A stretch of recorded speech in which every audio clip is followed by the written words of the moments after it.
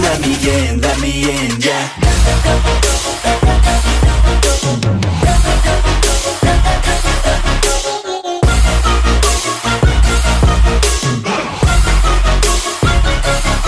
I'm grateful, oh yeah. What is going on, guys and girls, and welcome to the Disrupt the Industry podcast. I'm your host, Dre Canavati, and today we are going to be talking about the hardest lesson that I've learned, or I had to learn, within the health and fitness. So I know myself, just like you, have definitely wasted a lot of time, or did definitely waste a lot of time at the beginning of your health and fitness journey, or maybe you're currently wasting a lot of time spinning your wheels on your health and fitness journey. You know, not doing everything the way you should be, really slowing down results, really slowing down changing your body. So I'm going to share with you the hardest lesson I've ever had to learn when it came to health, fitness, nutrition, but it was the most impactful lesson, okay?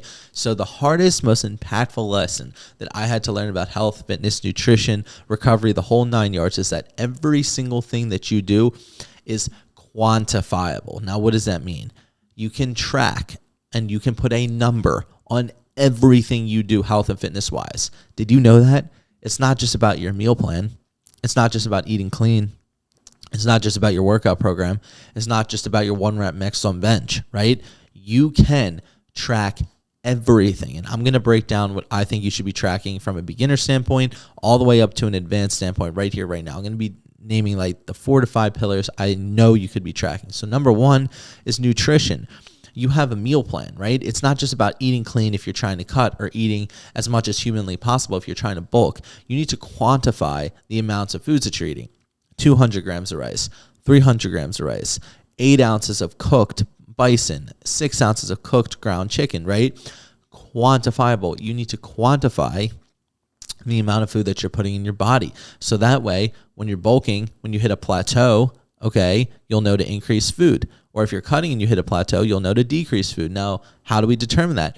You can quantify your weekly weigh-ins by taking every single weigh-in of days 1 through 7 of the week, Sunday through Monday, and then calculating the average. And if you don't know how to do that, it's very simple. It's simple math. You just add up all your weigh-ins. So on Monday, you weighed 170. On Tuesday, you weighed 170.6. On Wednesday, you weighed 170.3. You add all of those up Monday through Sunday, the 7 days of the week, and then you divide it by 7 because there are 7 numbers that you added together, and then you'll get your weekly average. So you can actually calculate your body weight every single day, and then you can calculate your weekly average. And that plays right into what I was saying before about quantifying your meal plan numbers, right? Because say you're trying to put on lean muscle mass and you've been plateaued for 2 to 3 weeks. Well, let's add in some more carbohydrates. Let's bump the rice up from 200 grams to 250 grams each meal. Or let's bump the almond butter up from, say, 32 grams to 46 grams. Wow, I know way too much about the measurements of these foods, but it's very simple, right? Your weigh-ins can be quantifiable.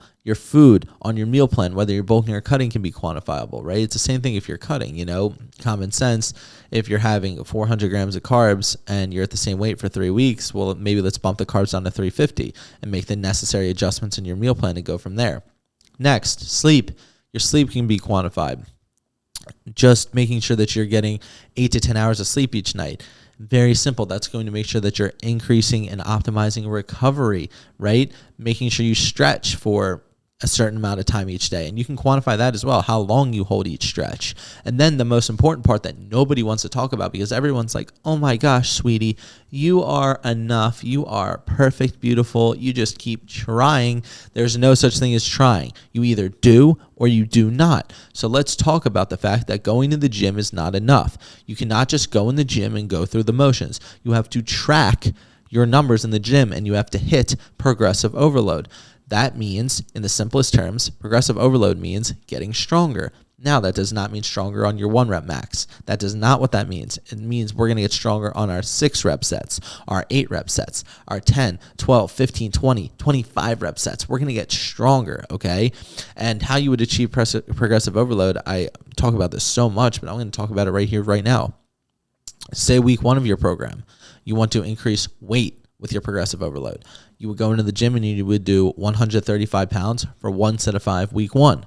Then week 2, you would come in the gym and you would do 140 pounds for one set of 5 reps, week 2. So we're progressively overloading our muscles, right, with more weight. 135 pounds week 1 to 140 week 2.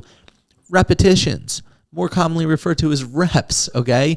Week 1 of your program, you come in and you do 135 pounds for one set of 5 on the bench. Then week 2, you can come in and do 135 pounds for one set of 6 on the bench. We're progressively overloading our muscles with an extra repetition with that weight of 135. Next, sets.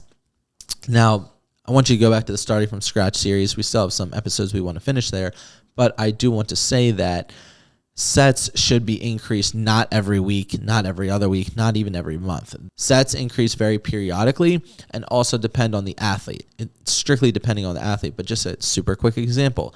Week 1 of your program, you come into the gym and you do 135 pounds for one set of 5.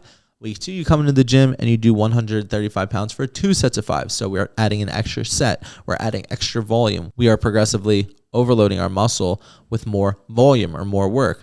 And then, of course, you write all this down. You write it down in your phone notes.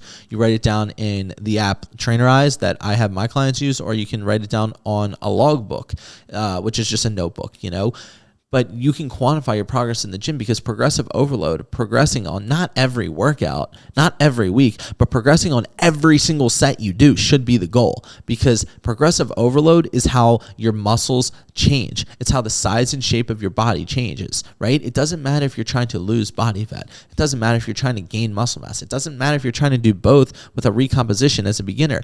Progressive overload is what drives change in your body. And I see so many guys and girls alike, they're like, oh, well, I'm not trying to get big and bulky, so I'm just going to do cardio and diet. Well, what happens there is you're going to get this watery, skinny fat look, and you might lose a little bit of weight, but it's never going to look as good as those supermodels on TV, because those supermodels on TV have muscle mass. And when your muscle is bigger, it's going to push against your skin.